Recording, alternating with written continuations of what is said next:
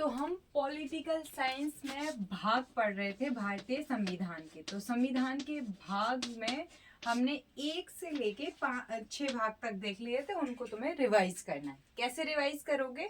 लिखते जाना है, ठीक है। तो मैंने पूछा कि पहला संविधान का पहला भाग क्या कहता है, तो वो है राज्य एवं उसके राज्य क्षेत्र, ठीक है। अब ऐसे ही दूसरा बताओ, राज्य क्षेत्र। दूसरा बताओ, तो दूसरा क्या था? नागरिकता। क्या था? नागरिकता। तीसरा क्या था? मौलिक अधिकार था। याद करने के लिए मैंने कुछ बताया था, बताओ क्या बताया था? नागरिकता, सॉरी, मौलिक अधिकार।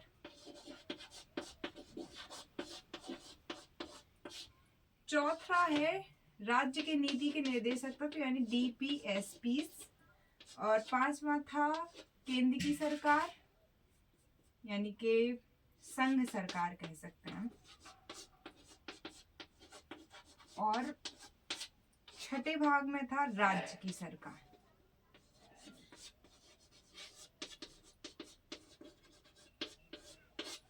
इनको याद करने के लिए मैंने एक तरीका क्या बताया था कि तुम्हें जहां पे भी हो उधर पे थोड़ा चलना फिरना है, क्योंकि मैंने इसके लिए तुम्हें बताया था कि अगर ये भारत देश महान है तो इसमें क्या क्या है। तो एक निश्चित भूभाग है यानी कि डिफाइन हमारा बॉर्डर है। दूसरा इधर पे जनसंख्या है, तो दूसरा हो गया।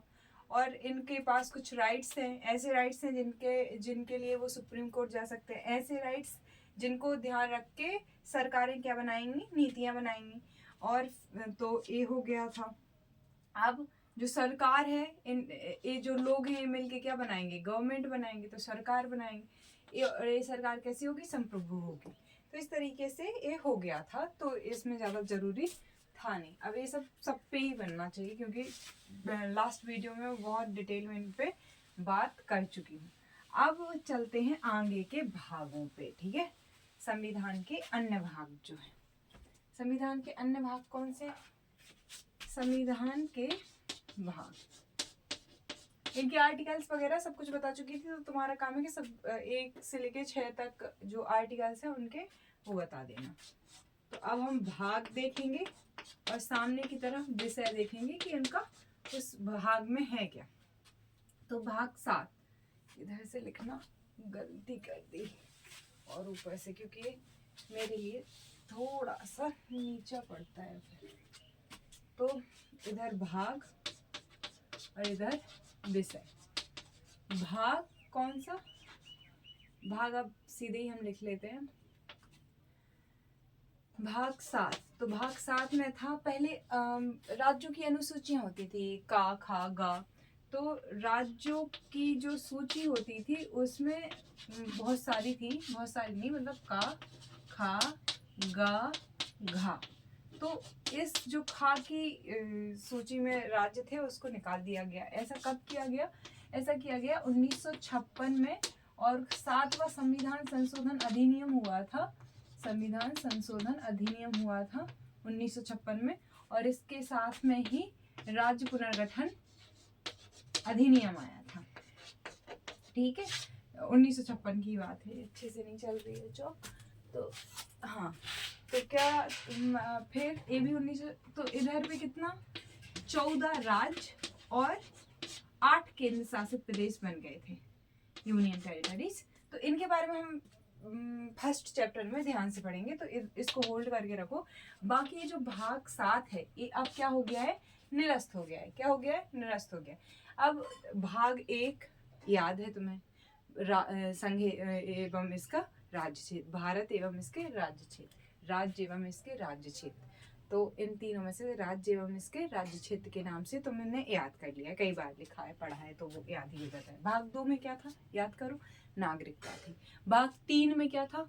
उन जो नागरिक हैं उनके पास में क्या होने चाहिए? अधिकार होने चाहिए, तो मौलिक अधिकारों के बारे में पढ़ा। भाग 4 में क्या था? भाग 4 में थे DPSP। भाग 5 में केंद्र की सरकार, भाग 6 में राज्य की सरकार, और भाग 7 में है राज्य की सूची जो दूसरी सूची थी खा भी, इसके राज्यों को हटा दिया गया और ये सिस्टम भी बंद एक तरीके से हो गया। तो ये भाग 7 पूरी तरह से हट गया है। अब भाग 8 की बात करते हैं। तो भाग 8 यूनियन टेरिटरीज हम शॉर्ट में बोल देते हैं, यानी कि केंद्र शासित प्रदेश। अब केंद्र शासित प्रदेश आर्टिकल्स इसके लिए कौन सा आर्टिकल था?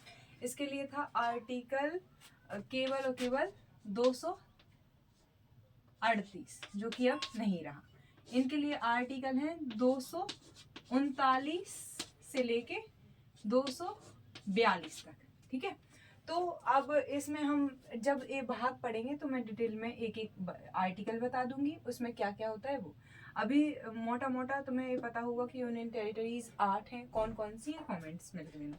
भाग 9 जो है वो है पंचायत। क्या है? पंचायतें या पंचायत, ठीक है।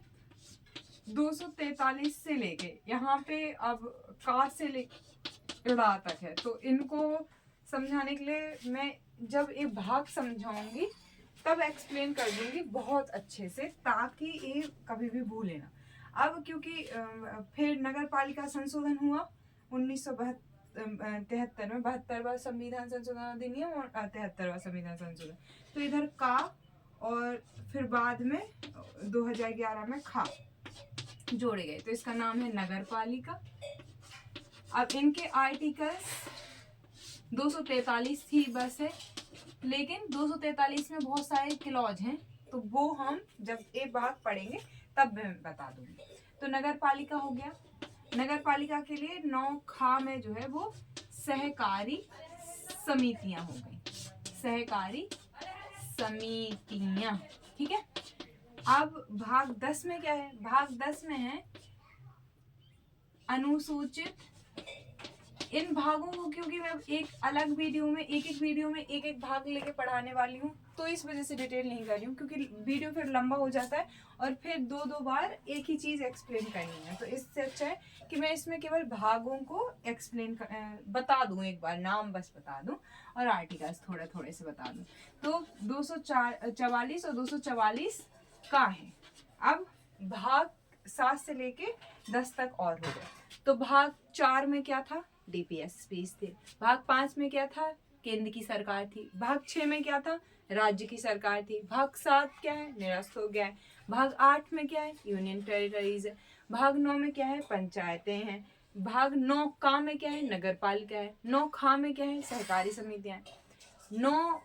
10 में क्या है? अनुसूचित एवं जनजाति क्षेत्र हो गए। अब आता है इंटरेस्ट, क्योंकि मैंने जब 3R का फॉर्मूला बताया था कि कैसे रजिस्टर करना है, तो मैंने बताया था कि क्वेश्चंस करेंगे अपन, पढ़ तो लिया ही है और साथ में किसी बुक से भी पढ़ लेना।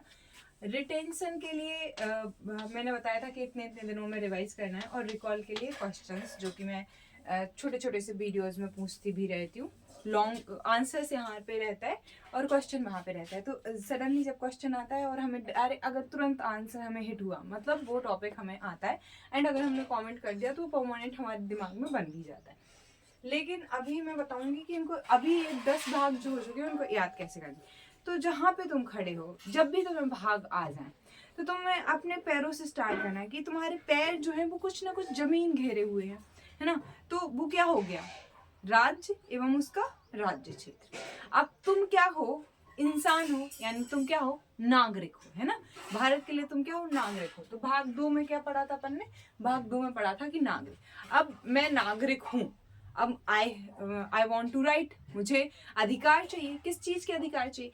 बोलने का अधिकार चाहिए, बात रखने का अधिकार चाहिए, घूमने का अधिकार चाहिए, भेदभाव ना हो। तो इन बहुत सारे अधिकार हैं जिनके बारे में हम डिटेल में पढ़ने वाले हैं एक वीडियो में। सो अपने आप को मतलब कि निश्चिंत रखो, वो अपन आराम से करेंगे।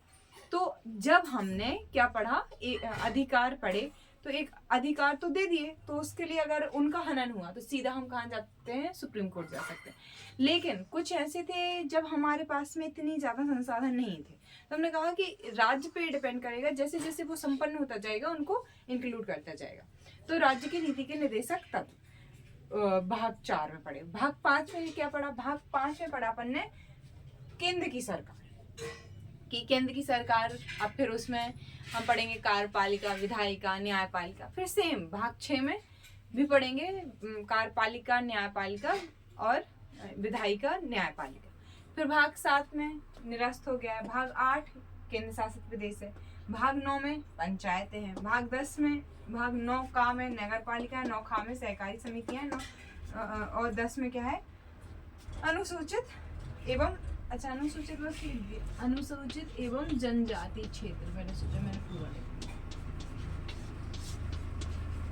ठीक है, तो इनके बारे में डिटेल में एक एक करके एक वीडियो में देखेंगे। यहाँ पे मेरा पूरा फोकस है 10-15 बार एक नाम तुम्हारे जहन से गुजर जाए, ताकि जब इन पे एक एक भाग को मैं डिटेलिंग करूँ तो तुम्हें ऐसा ना लगे कि मैं कुछ नया कर रही हूँ, तुम्हें पता हो कि कहाँ चल रहा है सब कुछ, है ना। तो बस बने रहो, देखते रहो और एक पूरे भाग याद कर लेना। भाग 11, केंद्र एवं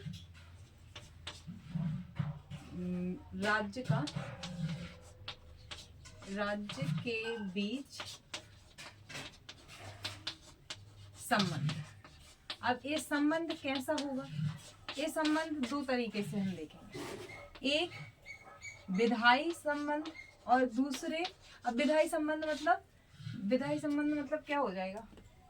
आर्टिकल अपन 244 तक आ गए थे ना, 245 से लेके और 263 तक जाएंगे हम इधर। ठीक है, अब यहाँ पे विधायी में क्या कि कानून केंद्र किस पे बना सकता है, राज्य किस पे बना सकता है, केंद्र के कानून की क्षेत्रीय सीमाएं क्या होंगी, राज्य के कानून की क्षेत्रीय सीमाएं क्या होंगी, कब ऐसा होगा कि केंद्र बिना राज्य की मर्जी के राज्य पे मतलब कि कानून बना सकता है। तो इन सब के बारे में हम डिटेल से पढ़ेंगे। ठीक है, तो ये सब कुछ हम इधर पढ़ लेंगे इन आर्टिकल्स के बीच। फिर केंद्र राज्य के बीच में वित्तीय संबंध। ठीक है, अब वित्तीय संबंध में क्या पढ़ेंगे? तो आर्टिकल 263 से लेके हम जाएंगे 300 का तक। ठीक है, तो यहाँ पे हम पढ़ेंगे कि कहाँ पे किस किस चीज पे केंद्र सरकार कर लगा सकती है, किस पे राज्य सरकार कर लगा सकती है, कब लगा सकती है, किन चीज़ों पे एक लिमिट से ज़्यादा कर नहीं लगाया जा सकता है। और मतलब कि हम संचित निधि पढ़ेंगे, वित्त आयोग पढ़ेंगे और जितनी ये चीज़ें हैं इनको हम पढ़ेंगे। भाग 13 में क्या है कि जो व्यापार वाणिज्य और समागम है ये फ्री फ्लो हो, मतलब कि कोई रोका टोकी ना हो। तो क्या है इसमें कि जो वित्त वाणिज्य और ये सब आराम से होता रहे, यानी रोका टोकी ना हो। एग्जैक्टली वर्ड्स क्या हैं ये देख लेना एक बार, बाकी उसका सेंस यही है। भाग 14 जो है वो है सेवाएं, मतलब लोक सेवाएं। अब लोक सेवा में हम लोक सेवाएं भी पढ़ेंगे और लोक सेवा आयोग भी पढ़ेंगे। तो लोक सेवाएं यहाँ पे हम पढ़ेंगे 308 से लेके 323 तक। फिर एक अधिकरण का पाठ जोड़ा गया था बाद में, कौन से संविधान संशोधन द्वारा जोड़ा गया था, जब हमें पढ़ेंगे डिटेल में तब बताएंगे। ये है क्या? अधिकरण। और भाग 15 जो है वो है निर्वाचन आयोग। चलो अब इनके आर्टिकल्स भी देख लो। 308 ये है 323 का के लिए, और ये 324 से लेके 329 तक। ठीक है, तो अब रिकॉल करो, भाग 1 क्या था, भाग 2, भाग 3 क्या था। हर एक के आंसर्स आने चाहिए, ना बने तो पिटाई होगी फिर। भाग 3, भाग 4 में क्या था, भाग 5, भाग 6, 7, 8, 9, 10। अब वो तो मैं बता चुकी हूँ, इतनी बार तो मैं बताऊंगी नहीं। यहाँ पे देखो, तो अभी क्या था, हमने केंद्र पढ़ लिया, हमने राज्य की सरकार भी पढ़ ली 5 और 6 विभाग में। फिर हमने यूनियन टेरिटरीज भी पढ़ ली। यूनियन टेरिटरीज मतलब कि जहाँ पे राज्य में तो राज्य की सरकार चुनी जाएगी, यूनियन टेरिटरीज ऐसा पार्ट होगा जहाँ पे केंद्र का ही शासन होगा, एक तरह से प्रशासन करेगी। और जो 9वां भाग है तो जो गांव स्थानीय स्तर पे और जो नगर पालिकाएं हैं, नगर निगम है, वो पढ़ेंगे अच्छे से हम उस भाग में। तो उसके बारे में हमने पढ़ लिया।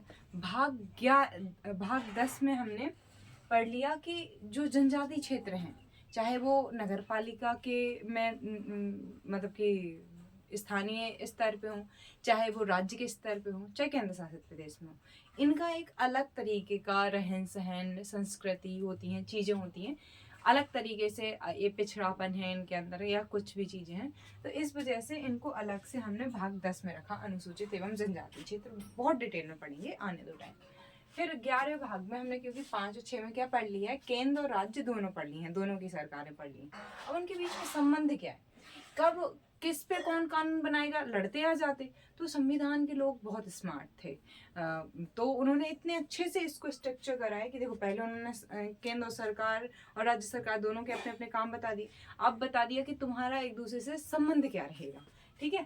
तो केंद्र एवं राज्य के बीच संबंध, तो विधायी संबंध और दूसरा प्रशासनिक संबंधों के बारे में बात करेंगे। तो कहने के लिए विधायी संबंध क्या है, विधायी संबंध में कानून वगैरह, प्रशासन की कैसे, जैसे लोक सेवाएं हैं या जो भी मशीनरीज हैं, उसके बारे में एक एक करके डिटेल में पढ़ेंगे। वित्तीय संबंध, वित्तीय संबंध के बारे में हम आर्टिकल्स में अच्छे से देखेंगे। तो यहाँ पे केवल और केवल किसकी बात की जा रही है, वित्तीय और प्रशासनिक संबंधों की। यहाँ पे बात की जाए केंद्र और राज्य के बीच में वित्तीय संबंध की। इधर वित्त, वाणिज्य, समागम और ऐसी जितनी भी चीजें हैं कि ताकि एक राज्य, जैसे मान लो कि मणिपुर है, मणिपुर से महाराष्ट्र जानी है कोई चीज, या महाराष्ट्र से गुजरात जानी है, तो एक राज्य कहें, ये ना कहें कि नहीं तो हमारे यहाँ नहीं बेच सकते सामान, तो इसकी ये चीजें हैं। फिर और 14वें भाग में लोक सेवाएं और लोक सेवा आयोग।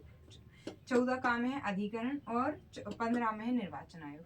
अब आगे के भाग और हम देख लेते हैं ऐसे ही, फिर आगे बढ़ेंगे।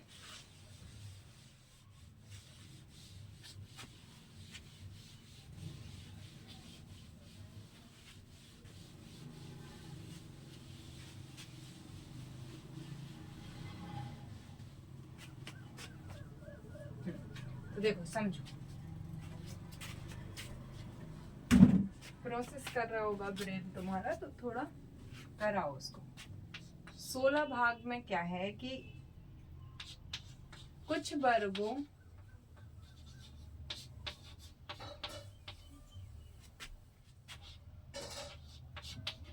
के लिए विशेष उपबंध। उतने ज्यादा क्वेश्चन तो देखने को नहीं मिलते, लेकिन आर्टिकल्स देख लो, थोड़े से भाग देख लो, थोड़ा सा जब हम पढ़ेंगे तो हम डिटेल में ही, लेकिन क्वेश्चंस का ऐसा है कि कभी आते कहीं पे नहीं आते। तो हम कितने पढ़ चुके थे, 329 तक चले गए थे, 330 से लेके 342 तक रहेगा, है ना। फिर हम पढ़ेंगे क्या, राज्य भाषा। अब राज्य भाषा के बारे में कि राज्यों की भाषा क्या रहेगी, संसद की, इसकी उसकी, तो ये पूरा सब कुछ इधर हम पढ़ लेंगे। 343 से जाएंगे और 52 तक चले जाएंगे, 51 तक चले जाएंगे, 52 से वो थे। फिर 18 जो भाग है वो है आपात उपबंध, आपातकाल के उपबंध या आपात उपबंध। और यहाँ पे क्या हम देखेंगे, 352 से लेके और 360 तक, इसके बारे में हम डिटेल से पढ़ेंगे। 19वें भाग में हम पढ़ेंगे जो वो, ठीक है चीजें, एक से पानी पी के आए। मुझे याद ही नहीं रहा था कि मैंने वीडियो ऑन नहीं किया है और लिखना स्टार्ट कर दिया, अब फिर से सुन लो। भाग 15 तक तो मैं पहुंच चुकी थी, निर्वाचन आयोग बता दिया था। भाग 16 बताया था क्या, सुन लो। कुछ वर्गों के लिए विशेष उपबंध या प्रावधान, दो में से कुछ भी कह सकते हैं, और ये इनका आर्टिकल इतने सकते हैं। राजभाषा 343 से लेके 351 तक, ठीक है। और फिर भाग 18 में जो है वो है आपातकालीन उपबंध। इम्पोर्टेंट है क्वेश्चन, लगभग एग्जाम्स में पूछे जाते हैं। भाग 19 जो है प्रकीर्ण है, 361 से लेके 367 आर्टिकल के बीच में हम इसके बारे में डिटेल से पढ़ेंगे। आर्टिकल 20 जो है वो संक्षिप्त संशोधन, संविधान संशोधन के बारे में, जो कि आर्टिकल 368 है। मोस्ट इम्पोर्टेंट है ये दोनों यहाँ से, बाकी तो मे भी कई बच्चों को लर्न नहीं होते तो स्किप कर सकते हैं। 21वां जो भाग है वो है अस्थायी संक्रमणशील और विशेष उपबंध। 369 से लेके 352 के बीच में पढ़ लेंगे सब कुछ कि क्या क्या है। 300 और लास्ट भाग यानी 22वां भाग जो है उसमें संक्षिप्त नाम, प्रारंभ एवं हिंदी प्राधिकृत पाठ एवं निरसन। तो इसके बारे में हम डिटेल से पढ़ेंगे, टेंशन ना लें। अब काम क्या करना है, अपनी कॉपी ओपन करो जल्दी से, और कम से कम 5 से 10 बार इसको बिना देखे लिखो, जहाँ पे समझ में ना आए, क्योंकि एक बार सुनने से तो कुछ होगा नहीं, 2-3 बार समझेंगे। और रिटेंशन के लिए मैंने बोला ही था कि कितनी बार लिखना या दोहरानी पड़ती हैं चीज़ें, तो उसके बिना तो आजकल के बच्चों का वो लगातार कम होते जा रहा है, क्योंकि रील्स, शॉर्ट्स, तो और शॉर्ट्स में जाके और इनके आंसर्स भी कर सकते हो। मैं एक एक क्वेश्चन पे पूछूंगी वहाँ पे, तो उससे क्या होता है ना कि तुरंत अगर आ गया आंसर, अगर कमेंट भी नहीं किया लेकिन आंसर आ गया तो आता है, वो कह सकते हैं हम अपने आप से। तो इस तरीके से हो जाता है कंप्लीट। अब समझो कि हमारा स्ट्रक्चर क्या है। अभी हमने संविधान के भाग पढ़े हैं। संविधान के भाग पढ़ने के बाद हम नेक्स्ट क्लास में पढ़ेंगे अनुसूचियाँ, ठीक है। फिर अनुसूचियाँ पढ़ने के बाद में भाग 3 में, मतलब कि तीसरी जो हमारी क्लास रहेगी, क्लासेस का मैं बोल रही हूँ, ठीक है। तो अब फिर रहेगा हमारा, क्या रहेगा, स्रोत की, कहाँ से हमने क्या लिया है भारत के संविधान में। फिर जो हम पढ़ेंगे वो पढ़ेंगे भाग, जितने पूरे भाग है ना, एक, उससे पहले प्रस्तावना, तो प्रस्तावना हो गया, और भाग 1, भाग 2, भाग 3, भाग 4, ऐसे पूरे ये 22 भाग तक चलेंगे। तो ये क्लासेस हो जाएंगी, कितनी क्लासेस, फंडामेंटल राइट्स की हो जाएंगी कम से कम, ज़्यादा नहीं तो फंडामेंटल राइट्स में काफ़ी टाइम लगेगा, तो फंडामेंटल राइट्स की 4-5 क्लासेस मान लेते हैं। डीपीएसपीज तो एक ही क्लास 2 क्लास में जाएगा, बाकी भाग 5 के लिए तो 10 क्लासेस लगेंगी। 3-4 लग जाएंगी, 2-3 तो लग जाएंगी कार्यपालिका में, 3-4 लग जाएंगी संसद में, और 2-3 लग जाएंगी उसमें, तो काफ़ी लंबा चलेगा ये। तो यहाँ पे क्लासेस बढ़ जाएंगी। और फिर उसके बाद में फिर मैं आपको बताऊंगी ऐतिहासिक पृष्ठभूमि। ऐतिहासिक पृष्ठभूमि, संविधान का निर्माण, ठीक है, इसी का पाठ हो जाएगा एक तरह से। और जो भी संविधान सभा कैसी थी, क्या कौन कौन इसमें शामिल था, और उसी के साथ में हम हिस्ट्री स्टार्ट करेंगे, तो हिस्ट्री से वो कनेक्ट कर लेना। तो यहाँ पे अभी क्या समझने वाली बात है कि ये फॉर्मेटिंग है हमारे पूरे के पूरे वीडियोस का। आई होप कि समझ में आएगा। मैं जब प्लेलिस्ट क्रिएट करूँगी तो मैं प्लेलिस्ट में उल्टा करूँगी, इसको पहले रखूँगी, फिर इसको रखूँगी, फिर नंबर से तक चलेंगे। क्यों ऐसा करूँगी? ऐतिहासिक पृष्ठभूमि कई दफ़ा, क्योंकि कुछ बुक्स में ऐसा लिखा है, तो अगर वहाँ से स्टार्ट ना करो तो कई लोगों को लगता है कि हमने उसको स्किप कर दिया है। सो प्लेलिस्ट में इसको करना है। बाकी मैं ये इतनी बार पढ़ा चुकी हूँ कि मेरा बिल्कुल मन नहीं था इससे स्टार्ट करने का, सो मैंने इधर से स्टार्ट किया। कैसा लगा? फिर कुछ हम कैप्सूल टाइप क्या, मतलब कि ऐसे वीडियोस बनाएंगे जहाँ से क्वेश्चन सबसे ज़्यादा आता है, ट्रिक एंड हैक्स के पॉलिटिकल साइंस में, जिसमें जैसे कि फंडामेंटल राइट्स हो गया, तो एक वीडियो में सारा का सारा जल्दी जल्दी से एक्सप्लेन कर दिया। वैसे एक एक करके ऐसे कैप्सूल टाइप के कि 15 मिनट में डिवीज़न करा दिया पूरा एक पार्ट का। और फिर हम एक बनाएंगे मैराथन वीडियो, इनको पूरे को कंबाइन करके, और एक बनाएंगे मैराथन वीडियो, और फिर बनाएंगे तो एक काम ये हो गया, ये पूरा डिटेल सिलेबस है, ठीक है। फिर ये ट्रिक हैक्स वगैरह हो गए, तो ये रिवीजन वीडियो एक तरह से कह सकते हैं, मतलब कि ट्रिक्स वाली वीडियोस कह सकते हैं एक चैप्टर की। फिर यहाँ पे मैराथन वीडियोस, और यहाँ पर एक पूरे जो सिलेबस है उसका रिवीजन वीडियो। यहाँ पे एक्टिव रिकॉल किया जाएगा। मैं इस एक चीज़ बोलूँगी और 4 चीज़ें बोलूँगी ऐसे ऐसे, तो वो चीज़ें इधर पे ऐसे कंबाइन हो जाएंगी। तो इस तरीके का ये पूरा स्ट्रक्चर है। बी पेशेंस, थोड़ा सा धैर्य बनाए रखना है। कई बच्चे पूछ रहे हैं कि अच्छा है, बहुत अच्छा क्वेश्चन किया वैसे, कि हमारा एक्सपेंडिचर कितना हुआ था जब संविधान बना। अभी मैंने संविधान सभा, संविधान में कौन कौन था सदस्य, कैसे उनको चुना गया था, और संविधान सभा की पहली बार मांग किसने की थी, कुछ भी संविधान सभा के बारे में बताएं। तो जिस टॉपिक के बारे में मैं बात बता रही हूँ, उस टॉपिक के बारे में तुम्हें क्वेश्चंस करने चाहिए। अगली वीडियो में मैं उसको आंसर करूंगी। बट अभी जब तक मैं संविधान निर्माण की प्रक्रिया के बारे में बोल ही नहीं रही हूँ, कुछ पढ़ा ही नहीं रही हूँ, तो वहाँ का क्वेश्चन इररिलेवेंट है। तो रिलेवेंट क्वेश्चन पूछना हर एक वीडियो के नीचे वहाँ पे शोभा देता है। तो तुम रिलेवेंट क्वेश्चन, जैसे कि अभी मैंने भाग बताए, भाग से रिलेटेड कोई भी डाउट हो, कोई इशू हो, तो बोलो, तो अच्छा लगेगा, तुम्हें भी अच्छा लगेगा, मुझे भी अच्छा लगेगा, मैं आंसर भी करूंगी तुम्हारे कमेंट का। लेकिन अगर मैं पढ़ा रही हूँ अभी ये, और तुम सीधा उचक के और पहुंच जाओ कि ना मैम ये बताओ कि आपातकाल उपबंध में जब इमरजेंसी लगती है तो वो उनका मतलब कि क्या फंडामेंटल राइट्स अपने आप चले जाते हैं, कौन से फंडामेंटल राइट्स पहले चले जाते हैं, इररिलेवेंट लगेगा ना। कोई तुमसे पूछे कि दिल्ली कहाँ से जाते हैं, तुम कहो कि मैं मुंबई जा रहा हूँ, ये चीज़ें हैं, तो अजीब लगता है। तो जो है वहाँ पे पूछो, तो ज़्यादा अच्छे से तुम्हें क्लैरिटी आएगी, मुझे क्लैरिटी आएगी, मुझे मजा आएगा, तुम्हें मजा आएगा। सो और ये बात केवल सिलेबस पे लागू नहीं होती है, जिंदगी पे भी लागू होती है। इररिलेवेंट चीज़ों का मतलब होता है जिसके साथ कोई प्रासंगिकता ही नहीं, रेलेवेंसी ही नहीं, वहाँ पे हम वो करते हैं एंड सो हम फॉल हो जाते हैं। तो हमेशा कोशिश तो यही होनी चाहिए, फिर जो भी हो ना हो वो दूसरी चीज़ है। सो आई होप क्लास थोड़ी ठीक ठाक लगी होगी। मेरा बोर्ड अभी ए वाला है, क्योंकि इसका जो वाइट वाला साइड है ना, उस पर मार्कर चल नहीं रहा है, और हमारे पास डिजिटल मार्कर है नहीं, डिजिटल बोर्ड है नहीं। आ जाएगा, डोंट वरी, उसका टेंशन नहीं है। बस इच्छा थी बहुत पढ़ाने की, कि पढ़ाना है, और अभी मैं जा पा नहीं रही थी बाहर, तो मैंने सोचा चलो स्टार्ट करते हैं। सो कैसा लगा वीडियो बताना जरूर। और हाँ, पूरा मैं सिलेबस तो बता ही दिया कि कैसे हम आगे बढ़ेंगे। So thank you so much, मिलते हैं नेक्स्ट वीडियो में।